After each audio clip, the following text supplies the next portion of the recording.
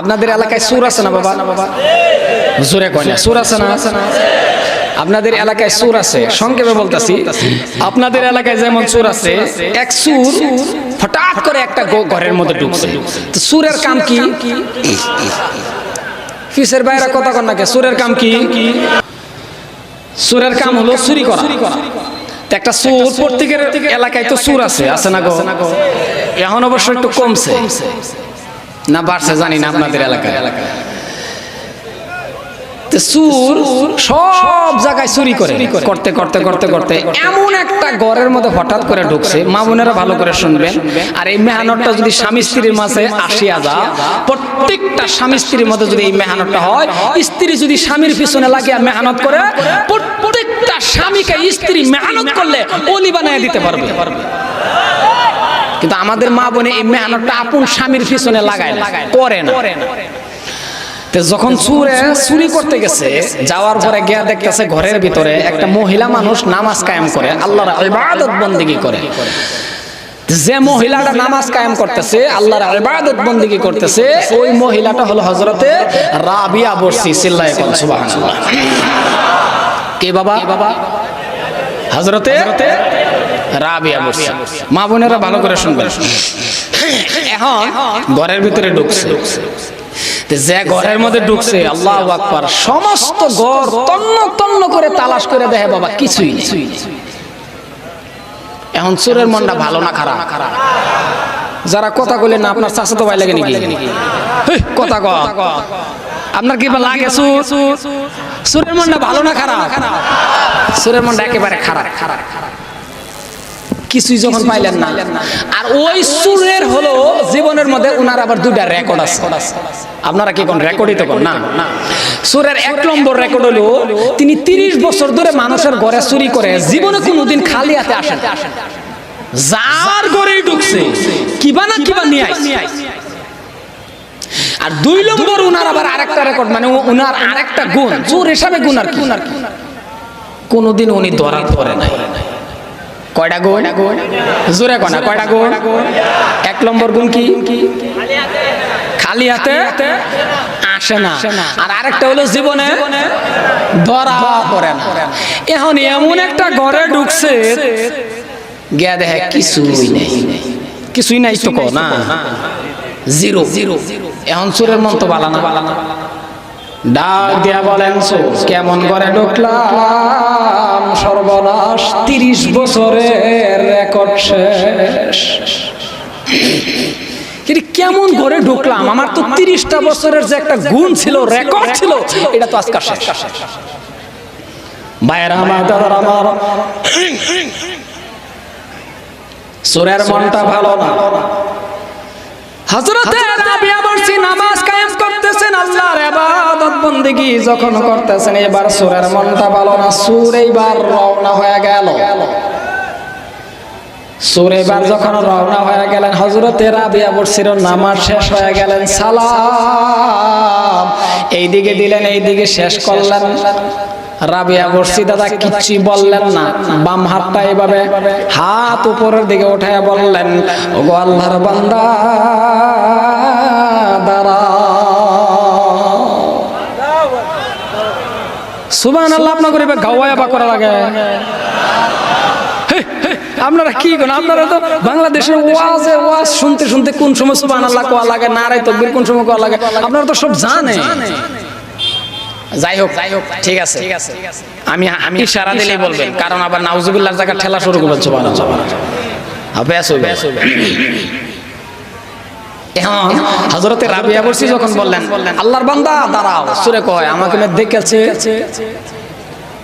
আমাকে বোধহয় আজকে চিনেছে। এখন সূরে কয় শেষ। 2 নম্বর যেটা রেকর্ড ছিল, ওইটাও আজকে শেষ। 2 নম্বর একটা রেকর্ড ছিল না? এই কথা বল না, কে আপনাকে আমাকে একটু পানি। 2 নম্বর রেকর্ড। সূরা কয় ঠিক আছে, যেভাবে আমাকে ডাক দিয়েছেন, আল্লাহর বান্দা দাঁড়াও, ডাহেতে বোঝা যায়, ডাকের আন্তাজে বোঝা যায় আমায় কিছুই করবে না। ঠিক না? যেভাবে ডাকটা দিছে আল্লাহর বান্দা দাঁড়াও, সুরে কয় যেভাবে ডাকটা আমাকে দিছে ডাহেতে বুঝা যা কিছু করব না। আর যদি রাবিয়া বর্ষি বলতো ওই কে রে দৌড় দিল নলে কথা কয় না, যদি রাবিয়া বর্ষি বলতো কে রে ওই দাঁড়ায় থাকতো না, দৌড় দিত।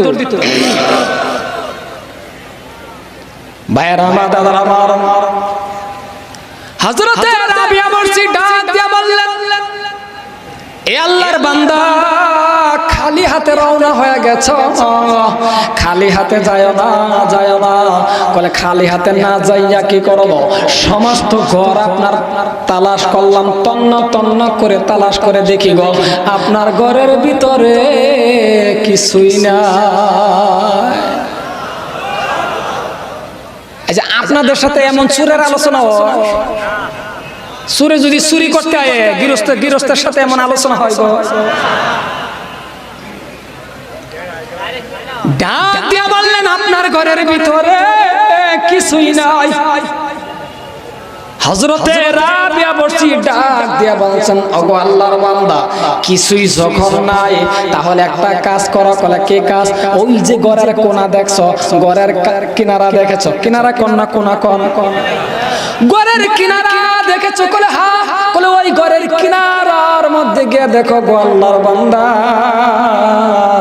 একটা কাঁসার বদনা আছে গো, পিত্তলের বদনা আছে, বুঝছেন তো আপনারা?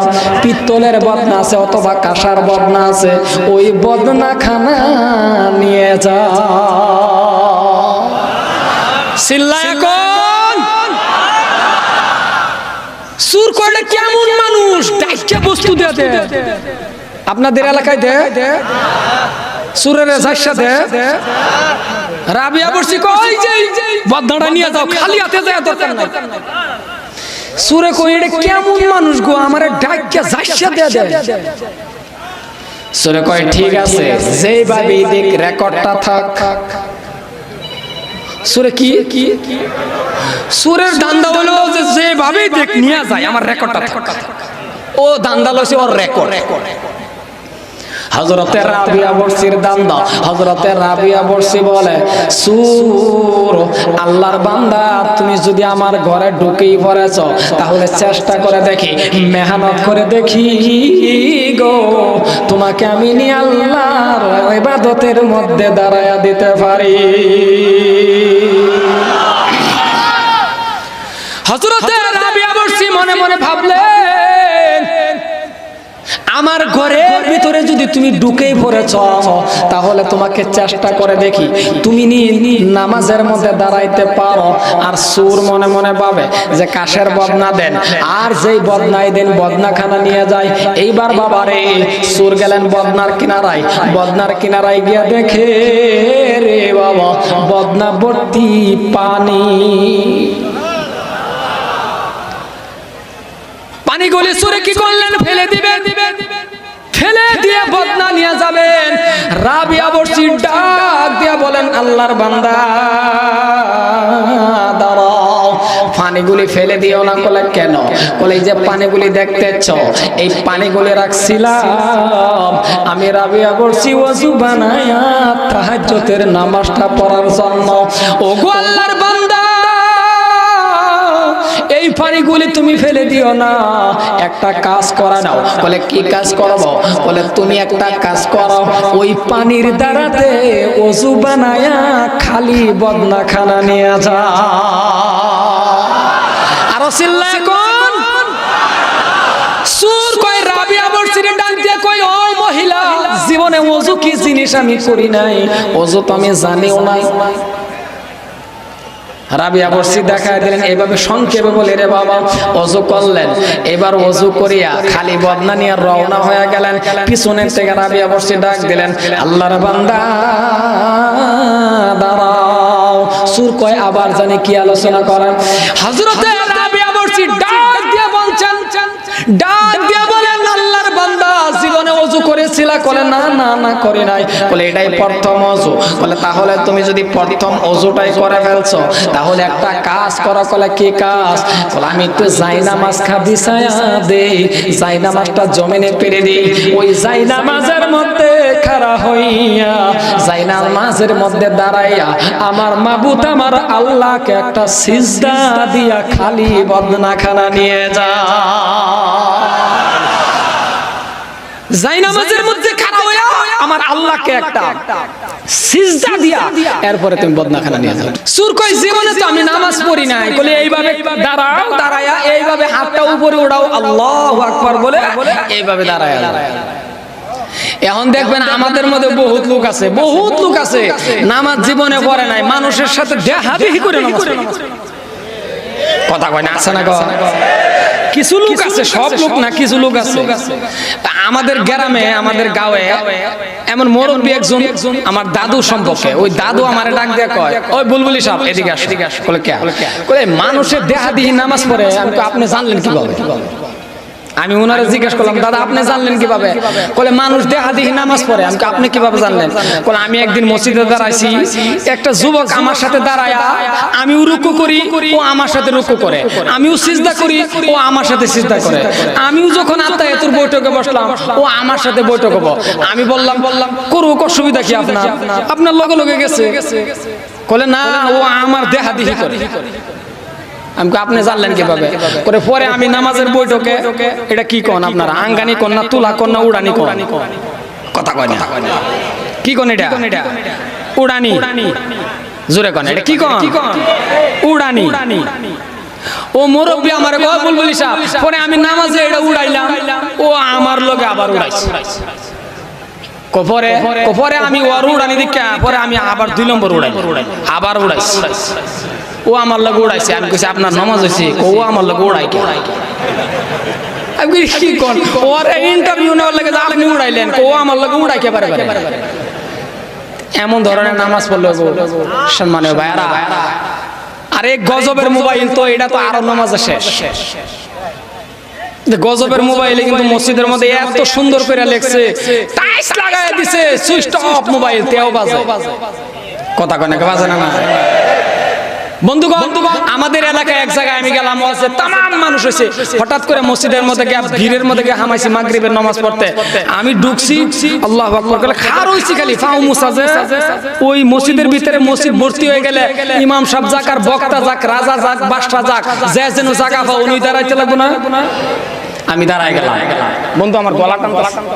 আমি দাঁড়ায় গেলাম, দাঁড়ায় যাওয়ার লগে লগে খালি আল্লাহু আকবার কইছি। আইডিয়াতে 2 হাত 1 হাত গেছে মোটামুটি আর কি। তো আমার লগে 2 জনের ওইদিকে, ও বুধ জীবনের মধ্যে নতুন নামাজি একটা আইডিয়া আর কি। ওর নামাজের মধ্যে ফোন আই গেছে, ওর নামাজের মধ্যে যখন ফোন আইছে, ও পকেটে বাকরিয়া মোবাইল বাকরিয়া কয় হ্যালো আমি নামাজ। এখন কোন ঘটনাটা কি হলো? এখন যখন কইছে আমি নমাজ, লগের ডাবার যে উনার লগে যেটা দাঁড়াই রয়েছে এটা আবার ওটারে ফিরো থাপা থাকা নমাজ কথা কও। এমন একটা অবস্থা যখন হয়েছে, ওই আওয়াজ তো আমার কানে হয়েছে, আইছে না নাই? কথা কোন আইছে না? আমি মেলা চেষ্টা করছি যাতে মুখটা হাসটা মানে হাসিটা যাতে বাহির না হয়, না বাড়িয়ে গেছে। এমন অবস্থায় গজবের মোবাইল। আর এমন একটা অবস্থা হয়েছে, এই মোবাইল নামার পরে যদি ভালোর উপকারের সংখ্যাও যেমন আছে, ক্ষতির সংখ্যাও তেমন আছে। বর্তমান 14-15 বছর হইতে পারে না, ওই বিবাহ লাগা ঘোরা শুরু করে। কথা কোন না? জোরে কোন কথা কোন না? এমন অবস্থা। সম্মানীয় ভাইয়ারা, দাদারা, ভাইজানরা, এই জন্যই আমি অনুরোধ করবো আপনাদেরকে, দেহাদেহি নামাজটা আল্লাহ বাদ দেন, নামাজের মতন নামাজ পড়েন। যদি আপনি নামাজ ভালো করে কায়েম করতে পারেন, ইন্না সালাতা তানহা আনিল ফাহশাই ওয়াল মুনকার, ইন্না মানে নিশ্চয় বেশক নামাজ আপনাকে আমাকে যত ধরনের খারাপি ফাহশাই খারাপ কাজ আছে সমস্ত খারাপি থেকে বাঁচায়া দিতে পারে একমাত্র নামাজ। আরো জোরে কম। বিস্তারিত আলোচনা করতেছি না সম্মানীয় ভাইয়ারা। এবার হযরতে রাবিয়া বর্ষি যখন সুরে কয় নামাজে দাঁড়াও, সুরে কয় ঠিক আছে আপনি যা কইবেন তাই মানাম, কিন্তু বদ না নিয়ে যায়। ওর দান্দা কি কথা কয় না, ওর দান্দা কি বদনা কয় না, আপনার বাসা কি কয় না লোড়া কয় বদনা। তো সুরের কথা হইলো আমার রেকর্ড থাক নামাজ পড়া। ও দাঁড়ায় গেছে, আল্লাহু আকবার। রাবিয়া বুরসি যখন দেখছে সুরে দাঁড়ায় গেছে, আল্লাহু আকবার, রাবিয়া বুরসি দুইটা হাত আল্লাহর এইভাবে হাত উপরে উঠাই দিছে। হযরতে রাবিয়া বুরসি ডাক দিয়ে বলেন, আল্লাহ আমার ডিউটি শেষ। সুবহানাল্লাহ গতকাল কইবেন না, না আমি ভারতে যাওয়ার পরে কইবেন।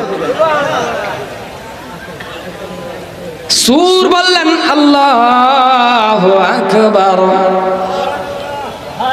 রাবিয়া বসে আল্লাহর ডাক দিয়ে বলে, আল্লাহ আমার ডিউটি শেষ।